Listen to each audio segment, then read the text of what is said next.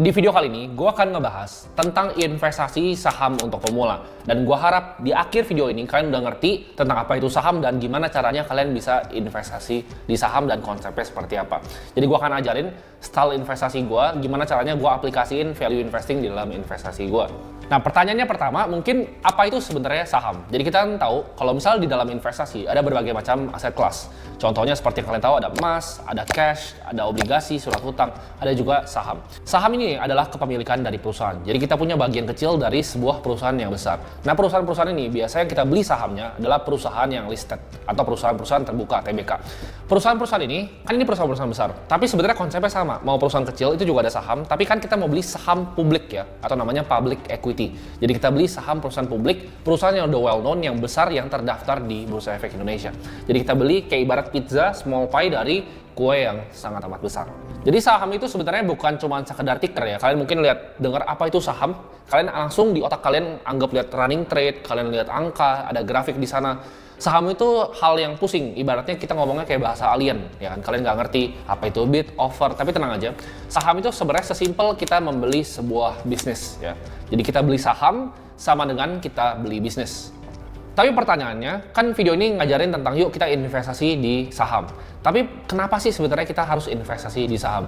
Jadi ini adalah screenshotan dari indeks harga saham gabungan kita. Apa itu yang namanya IHSG atau indeks harga saham gabungan? Ini jadi kalau semua saham yang listed di Bursa Efek 700-an lebih, itu digabungin jadi satu indeks, ada yang turun, ada yang naik, semuanya jadi indeks ini ya. Jadi ini adalah basket dari semua saham yang ada di Indonesia. Nah, kita lihat kenapa saham itu merupakan investasi yang sangat amat menarik. Karena saham itu memberikan kita imbal hasil return yang menarik dibanding aset kelas lain. Memang betul, saham itu volatil, bisa naik dan juga bisa turun. Tapi dalam jangka waktu yang panjang, saham akan menghasilkan return yang paling tinggi. Kita lihat di gambar di sini bahwa ini adalah screenshotan IHSG atau indeks harga saham gabungan kita, yaitu kalau semua saham di Indonesia dijadiin satu basket, itu dikumpulin jadi satu indeks. Nah, indeks harga saham gabungan kita, di saat gua screenshot ini waktu itu, ini kalian nggak bisa bikin, kalau ya edit bisa tapi susah banget, ngeditnya ribet gitu. Ini adalah screenshotan langsung dari Google di saat indeks kita masih 4.999 atau 5.000. Kalau kalian cek sekarang IHSG, kalian ketika di Google itu udah sekitar 7.000-an lebih. Jadi indeksnya aja udah naik 2.000 poin. Ini adalah pertumbuhan yang cepat dalam waktu kurang dari 3 tahun. Dan Indonesia sendiri, indeksnya itu salah satu yang growing paling cepat di dunia. Kita grow 13% on average dalam 20 tahun terakhir. Jadi year on year kita bertumbuh 13% per tahun. Sebelum kalian mengenal lebih dalam tentang saham ini, gue mau ajarin konsep yaitu risk and return, ya, yaitu resiko dan return. Karena semua investasi itu selalu go hand in hand, resiko dan juga return.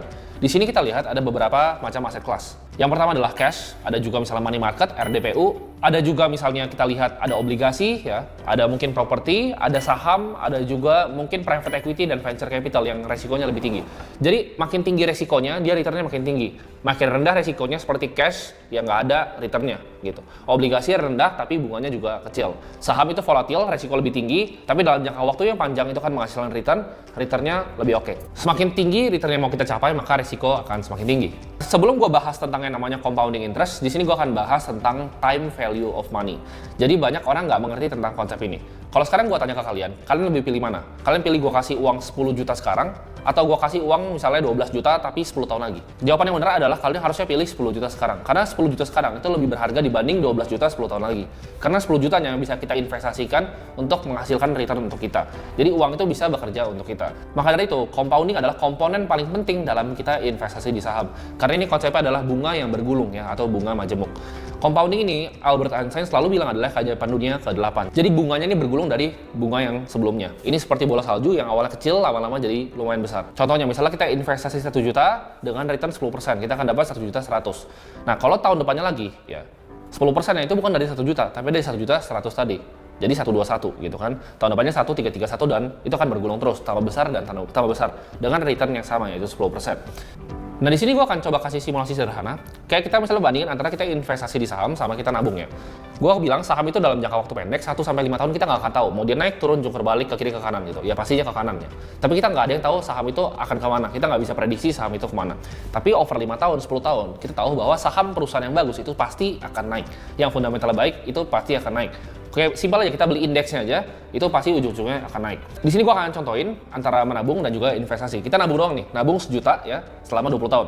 1 juta kali 12 kali 20, simpel. Jawabannya 240 juta. Mungkin ada yang komen, "Bang, itu ada future value-nya, inflasi segala macam." Ini kita hitung tanpa inflasi ya. Jadi 1 juta kali 12 kali 20, biar gampang kalian ngertinya. Itu hasilnya 240 juta. Tapi di sini coba kalian pause videonya ya. Kalian coba pikir, kalau misalnya diinvestasikan di pasar saham kita yang track recordnya 20 tahun terakhir itu 13% year on year. Ada yang tahu nggak dapat hasilnya berapa? Dengan uang yang sama, 1 juta. Apakah 400 juta? Apakah 500? Apakah sama 240? Nggak mungkin sama kan? Pasti lebih. Berapa? 300, 400, 500, 600, 700? Hasilnya adalah lebih dari 1,1 miliar. Jauh kan? Bedanya apa? Cuman taruh doang gitu. Ini cuma taruh di indeks. Kita nggak stock picking, kita taruh di indeks aja. Ya. Itu ngasilin segitu. Gimana kita misalnya taruh saham BCA yang 20% per tahun, atau bahkan saham-saham lain yang bisa lebih tinggi returnnya. Ya. Jadi kita lihat di sini, compounding itu sangat amat powerful. 240 juta cuma nabung, tergerus inflasi, 1,1 miliar lebih kalau investasi. Ya. Uangnya sama, nabungnya sama 1 juta, tapi beda taruh tempat aja. Itu hasilnya akan jauh lebih besar. Nah, tapi pertanyaannya, apakah kita perlu pinter banget ekonomi untuk bisa saham? Ya, jawabannya enggak. Kita nggak perlu kok ngerti banget tentang makroekonomi, tentang mikroekonomi. Jadi kalian jangan anggap ini seperti pelajaran yang bahasa alien gitu. Tapi gue akan coba simplifikasi hal-hal yang orang biasa ngomongin sebagai ribet. Nah, sebelum kita membeli saham, kita harus tahu bahwa instrumen aset kelas saham itu memiliki 2 keuntungan. Ya. Yang pertama adalah tentunya yang kita ekspektasikan adalah capital gain, yaitu kenaikan harga sahamnya. Contohnya, saham A harganya 1.000, misalnya 5 tahun lagi harganya 1.500, kita akan ada kenaikan di sana sekitar 50%. Jadi itu adalah yang kita cari, yaitu capital gain. Yang kedua adalah dividen. Karena perusahaan itu kan biasa menghasilkan profit, dan dari profit perusahaan itu antara diinvestasikan balik ke bisnisnya, atau dia bisa share buyback, atau dia lakukan yang namanya pembagian dividen ke pemegang saham. Jadi dividen itu misalnya contohnya Bank BCA nih, dia bagiin dividen contohnya 1,7% misalnya. Jadi dia perusahaannya profit, menghasilkan laba, dan dia mau bagikan ke pemegang sahamnya. Jadi sahamnya udah naik 20% per tahun, dia bagikan lagi dividen 1,7%. Contohnya perusahaan besar seperti Apple, seperti Google ya. Atau perusahaan misalnya kalau seperti Berkshire Hathaway, dia nggak bagi dividen, dia lebih fokus ke share buyback untuk increase shareholders value-nya. Jadi perusahaan itu kita dapatkan keuntungan dari sahamnya naik, harga sahamnya, dan juga pembagian hasil dari keuntungan perusahaannya. Karena kita beli saham ini adalah kita beli bisnis real ya. Jadi kalau kalian bayangin, kalian dari bangun tidur sampai kalian tidur lagi, itu produk yang kalian pakai semuanya ada sahamnya ya. Jadi kalau misalnya kita suka roti, ya kan sari roti itu ada sahamnya. Kayak misalnya kita suka gosok gigi pun itu banyak produk-produk Unilever di sana. Kita ngerokok di teras itu kan ada Sampurna ya kan, dan ada brand rokok-rokok lainnya. Jadi itu semua adalah perusahaan-perusahaan TBK. Even kita misalnya naik mobil ya kan, dealer mobil itu perusahaan TBK, ban mobilnya pun perusahaan TBK. Semuanya tuh perusahaan-perusahaan terbuka. Even HP yang kita pegang, iPhone, Apple tuh perusahaan yang kita bisa beli sahamnya. Jadi semua hidup kita ini, kita harus berpikir sebagai investor ya. Jadi jangan cuma pikir sebagai konsumen. Misalnya kita tiap hari datang nih narik duit di bank BCA atau bank apapun, bank BRI, Mandiri, BNI, ya kan, CIMB. Kita jangan pikir sebagai konsumen doang ya. Kita cuman, oh ini kita pakai banknya. Tapi kita coba pikir, gimana ya kalau misalnya kita bisa punya banknya, kita punya bagian kecil dari banknya. Jadi setiap kali orang transaksi ke kita juga mendapatkan keuntungan berupa kenaikan harga sahamnya dan pembagian dividen. Jadi kita pikir sebagai investor, jangan cuman sebagai konsumen. Jadi sekarang perhatiin, misalnya kalian jalan ke Alfamart, Indomart, even Alfamart pun adalah perusahaan publik gitu. Kalian lihat misalnya produk-produknya, lihat nih, oh ini yang produksi siapa? Oh ini misalnya Mayora, TBK. Oh Mayora ada sahamnya ya. Misalnya kita makan Indomie ya. Indofood CBP gitu kan, CBP itu adalah saham juga. Jadi kita bisa ikut jadi pemilik dari perusahaan Indomie kayak gitu. Gimana sih sebenarnya cara perusahaan itu sebenarnya bekerja? Jadi perusahaan itu simpel banget. Mereka itu menjual antara produk atau menjual jasa untuk mendapatkan laba, ya kan? Semakin besar laba, maka aset perusahaan akan meningkat ya. Di balance sheet-nya pasti akan meningkat. Jadi perusahaan jualan lebih banyak barang, asetnya meningkat. Kalau misalnya asetnya meningkat, dia bisa menjangkau konsumen yang lebih luas lagi. Dan dengan konsumen yang lebih luas akan menarik lebih banyak investor lagi dan berulang ke siklus yang pertama. Dia menghasilkan lebih banyak laba lagi, dia meningkatkan aset, dengan aset yang lebih banyak dia meningkatkan lebih banyak konsumen dan meningkatkan lebih banyak investor lagi. Oke, coba gua akan contohin dengan perusahaan Apple. Dia jualan HP nih, ya kan? HP-nya laku. Aset perusahaan meningkat ya kan, cash-nya makin banyak. Dari cash-nya makin banyak, dia bikin Apple Store lebih banyak. Dengan Apple Store yang lebih banyak, lebih laku lagi jualan iPhone-nya. Nah, dengan lebih laku lagi jualan iPhone-nya, dia punya cash lagi. Dia invest di research and development team-nya. Oke, dari R&D-nya dia ketemu nih, oh gue bisa bikin Apple Watch ya. Apple Watch laku, gue bikin Apple Watch Ultra gitu kan. Jadi siklusnya sama, dia menghasilkan laba, lalu dia pakai untuk R&D, dia pakai untuk meningkatkan asetnya, untuk menghasilkan lebih banyak uang lagi. Dan ini attract investor, makanya saham Apple kita lihat naik terus. Itu contoh perusahaan yang fundamental baik dan manajemen yang baik. Nah, tapi pertanyaannya ya kan, kalian mungkin bingung gitu. Untuk yang awam, kenapa sih perusahaan itu menerbitkan saham? Kan mereka udah ngasilin duit. Buat apa? Jawabannya untuk modal tambahan. Misalnya perusahaan butuh modal untuk ekspansi perusahaan. Nah, konsep ini akan berguna untuk konsep investasi kita sebagai investor. Kenapa? Karena aset itu cuma biasanya ada dua, ya. Antara kita ngutangin orang atau kita kerja sama orang. Gue ulangin lagi, antara kita ngutang sama orang atau kita kerja sama orang. Maksudnya apa? Perusahaan itu, kalau misalnya mau dapat duit, antara dia ngutang sama orang, ya, keluarin surat hutang obligasi, atau dia bagi piece dari bisnisnya, bagian kecil dari bisnisnya itu berupa saham. Jadi kepemilikannya dilepas. Antara kerjasama, yuk kerjasama, kalau untung kita bagi hasil, kalau rugi kita tanggung bareng, itu saham. Kalau misalnya hutang, ya harus bayar, kan itu hutang sifatnya. Jadi perusahaan itu ada dua keluarinnya, ya, antara hutang atau saham. Semua produk investasi cuma dibagi dua, ya, antara produk hutang mau peer-to-peer lending, ya. Kalian mau obligasi negara, mau ORI, mau SBN, kalian macam-macam itu semua produk hutang. Dan produk equity, yaitu kerjasama, produk saham. Jadi kenapa perusahaan menerbitkan saham? Untuk mendapatkan modal tambahan, untuk ekspansi perusahaan biasanya. Oke, jadi kan tadi kita udah bahas tentang konsep-konsep dasarnya. Sekarang gimana caranya kita bisa mulai investasi di saham? Jadi dengan awalnya ya, kita harus pilih yang namanya sekuritas. Kenapa harus lewat sekuritas? Ini gue kasih contoh sederhana. Kayak misalnya gue beli baju nih, gue beli baju di mall. Gue beli baju itu di tokonya, misalnya di Zara, di H&M, di Pull&Bear gitu. Gue beli baju di tokonya, gue bukan beli sama mallnya. Ya. Jadi saham itu kan ada di Bursa Efek Indonesia, tapi kita nggak beli langsung ke Bursa Efek Indonesia, tapi kita beli lewat tokonya, yaitu sekuritas, sama kayak beli baju. Nah, sekuritas ini ada banyak di Indonesia, ada banyak banget macam-macamnya. Tapi yang gue rekomend itu cari aja yang paling besar-besar. Contohnya Mirai Asset, contohnya lagi misalnya Indo Premier. Jadi kita pakai sekuritas-sekuritas yang memang track record udah panjang, transaksi volumenya juga besar. Video ini ya sama sekali nggak disponsor, makanya gue sebut macam-macam kan, gue bisa sebut banyak. Dalam memilih sekuritas, kalian pilih fee yang rendah dan juga fitur yang kalian suka gitu. Misalnya kalian suka online tradingnya Indo Premier, atau kalian misalnya fee-nya Mirai lebih murah, kalau misalnya transaksi volumenya tinggi, kita bisa nego fee-nya kayak gitu-gitu. Itu tergantung kalian. Atau misalnya lebih suka pakai dealer, misalnya gue malas lah input-input, gue lebih suka pakai dealer. Bisa pakai Semesta, bisa pakai Buana, bisa pakai Trimegah gitu. Sebenarnya sama aja, kayak misalnya kita fashion ya, kalian pilih suka, ada yang suka LV, ada yang suka Gucci, ada yang suka Dior gitu kan. Sama sekuritas, ada yang suka Mirai, ada yang suka Indo Premier, ada yang suka Trimegah. Itu terserah kalian mau pakai yang mana, kalian suka yang mana, kalian nyaman yang mana. Habis sudah itu, kita harus ngapain? Sekarang tuh gampang banget daftarnya. Kalian daftar semua tuh udah online ya. Kalian bisa cek macam-macam, mungkin ada beberapa yang mesti di dokumen, tapi rata-rata semua udah online dan sekarang biaya buat bukanya udah lebih murah ya. Jadi kalau itu kalian buka sendiri, gue bikin tutorial buat daftar sekuritas itu buang waktu, jadi kalian daftar aja sendiri dan kalian cek sekuritas mana yang mau kalian pakai. Di sini gue akan beda-beda antara kita spekulasi dan investasi. Ya, spekulasi adalah kita mau kaya cepat. Kita cari saham-saham tuh kayak kita beli lotre tiket gitu. Kita mau jadi mau beggar 10 kali, 20 kali gitu, mau jadi kaya. Tapi investasi ya, itu mengharapkan keuntungan jangka panjang yang sistematis. Jadi kita cari yang namanya risk adjusted return ya. Jadi jangan cuma kita mau beggar tapi nggak mau terima resikonya gitu. Saham itu ada resikonya ya. Semua harga dari return adalah volatilitas. Jadi kalian ingat, harga dari sebuah return adalah volatilitas. Jangan mau return yang tinggi tanpa volatilitas yang lebih tinggi. Bitcoin return bisa gila, tapi volatil lebih gila juga gitu dibanding saham.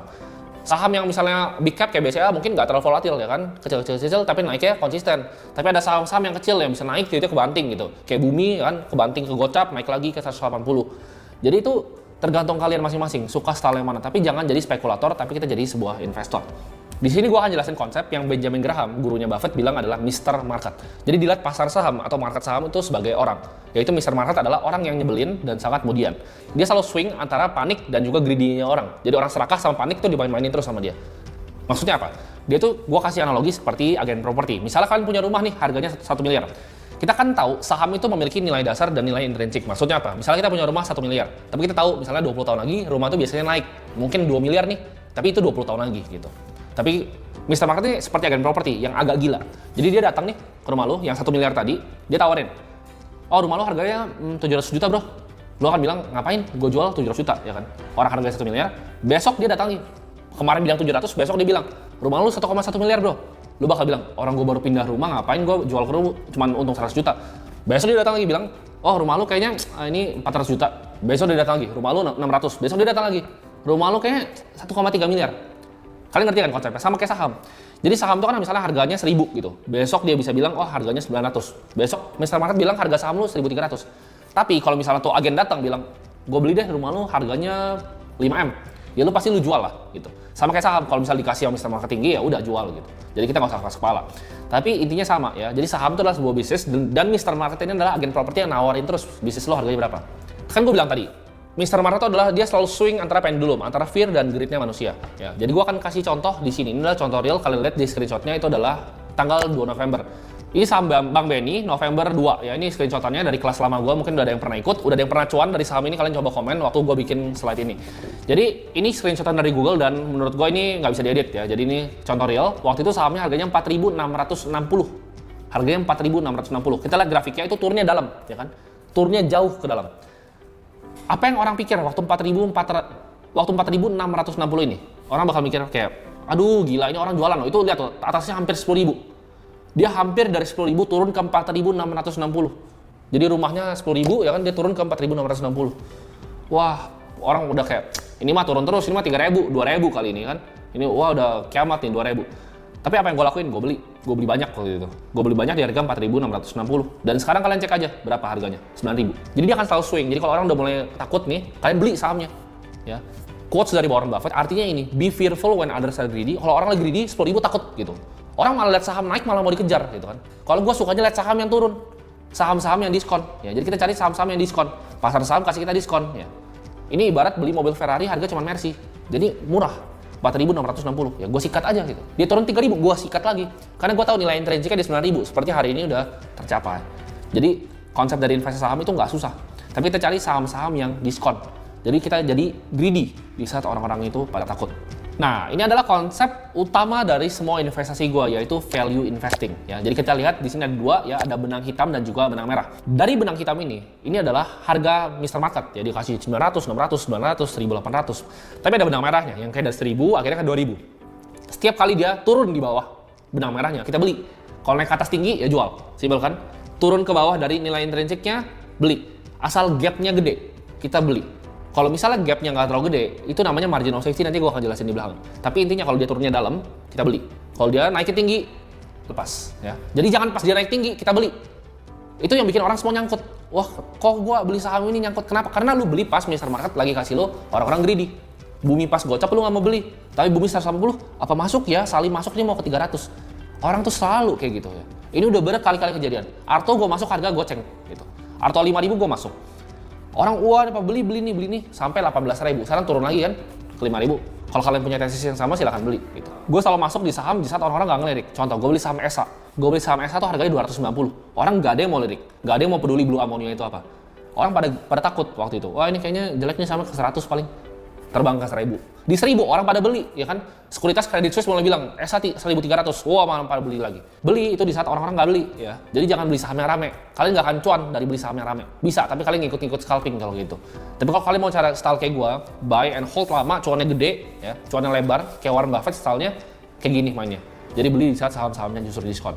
Gue mau kasih tahu kalian tentang konsep dari Benjamin Graham lagi. Kan tadi Mr. Market gue bakal kasih konsep yang lain. Nah ini adalah fundamental dari Benjamin Graham. An investment operation is one which upon thorough analysis promises safety of principal and adequate return. Jadi di sini ada 3 konsepnya ya.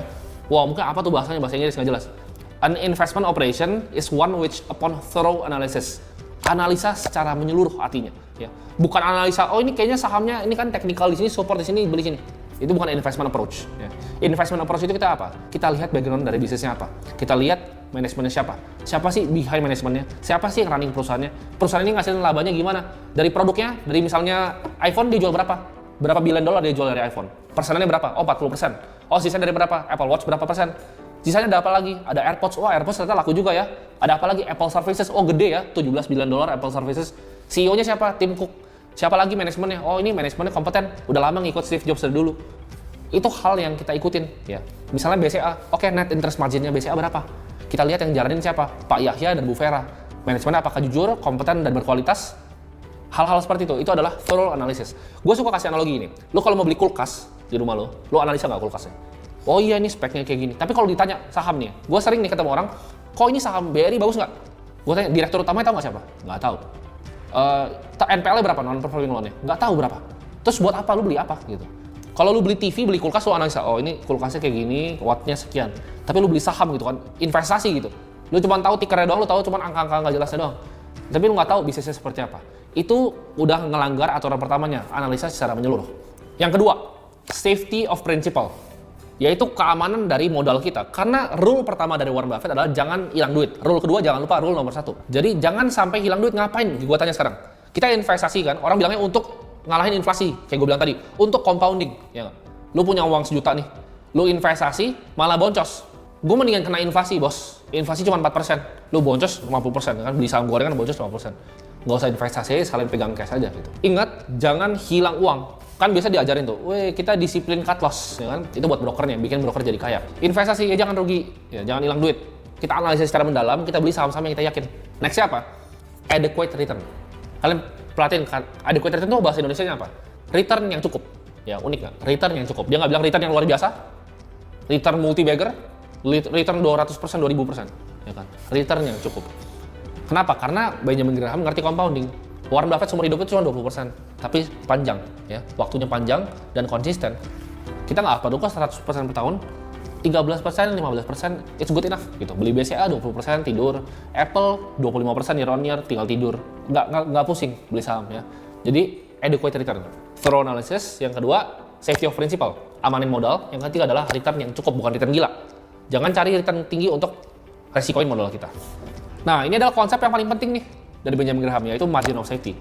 Lu misalnya nyetir sebuah truk nih, truk lu misalnya beratnya 80 ton, ini gua nggak ada aja, beratnya 80 ton. Di depan tuh ada jalan, gitu. Ada jalan, jembatan gitu. Jembatan bilang ini maksimum 100 ton. Truk lu tuh 80 ton. Lu berani nyebrang atau nggak? Mungkin banyak dari sini yang bilang, oh berani, kan masih sisa 20. Kalau gue pribadi, gue nggak berani. Kenapa? Karena yang bikin jembatan bisa aja salah hitung. Bisa aja sebenarnya 88, bedanya cuma 8. Ya aman, tapi kan udah goyang gitu. Kalau misalnya sekarang, truk lu 110 ton, berani nyebrang nggak? Mungkin ada yang bilang, wah lu orang gila lu kan, orang gila lu nyebrang truk 110 ton. Tapi banyak banget yang lakuin hal itu di saham. Gue berani nyebrang kalau truk gue tuh 50 ton. Kalau truk gue 50 ton, itu gue berani nyebrang. Ini gue akan jelasin pakai grafik sebelumnya. Ini gue akan konsep di sini ya, kalian perhatiin baik-baik ya, ini gue akan lihat di layar. Nah kalian jadi ikutin gue ya. Itu kan ada benang merah tuh, ya kan? Kita lihat ada drop yang pertama tuh ini di paling kiri, ada naik yang tinggi sama drop yang di kanan. Anggap ini adalah jembatan dan truknya. Truknya itu adalah benang yang hitam, ya, dan jembatannya adalah benang yang merah. Kita lihat pertama tuh. Dia kan turun dulu, terus dia naik ke atas, terus turun lagi ya. Ini kayak saham gitu kan. Tapi kita anggap ini truk, biar kalian gampang ingat ya. Misalnya jembatannya itu dia kasih tahu jembatannya itu let's say 100 ton. Pas di bawah situ truknya itu 80 ton tuh. Lihat kan? Di bawah situ itu truknya 80 ton. Tapi begitu dia udah naik, dia naik lebih dari 100 ton. Kenapa masih ada yang beli? Dia akan balik lagi kan ke 100 ton. Lu kalau beli di atas 100 ton akan selalu kena bantai. Tapi lu kalau beli di bawah 100 ton lu cuan. Misalnya di paling ujung tuh truknya udah sisa 50 ton, ya kan? Udah naik, truknya sisa 50 ton. Jembatannya 100 ton. Ya udah beli hajar lah. Dia balik lagi gitu. Kenapa kalau truk kalian nggak berani nyebrang 190 ton gitu? Jembatan maksimum 100 ton nih, tapi truk kalian 190 ton. Kalian nggak berani nyebrang kalau naik truk. Tapi kalau di saham tuh kan 250 ton gitu kan. Tapi jembatan 100 ton, kalian nyebrangnya mati lah, kena bantai kalian. Ya, jadi konsepnya gampang banget. Kayak kalian nyetir truk, di depan ada jembatan, ya. Nilai intrinsik itu adalah jembatannya dan truk itu adalah saham kalian. Jadi kalau misalnya itu nggak ada margin of safety-nya tadi, jangan nyebrang. Ya boleh sih kalian bisa cuan sih kalau truknya 99 ton gitu. Itu bisa cuan. Cuman ya gue nggak mau kena bantai. Jadi Benjamin Graham bilang itu adalah margin of safety. 3 kata-kata paling penting. Margin of safety. Ya. Jadi berapa persen jarak antara nilai intrinsik dan saham kalian. Kalau kita lihat tadi BNI kan target gue 9.000 nih, harganya 4.000. Diskonnya banyak, itu kayak truknya jembatannya 9.000, truknya itu 4.600, ya gue hajar lah. Tapi kalau misalnya udah 7.000, 8.000, ya masih bisa dihajar, masih bisa cuan, tapi mikir-mikir gitu. Kayak Mandiri sekarang misalnya 10.400, orang baru FOMO.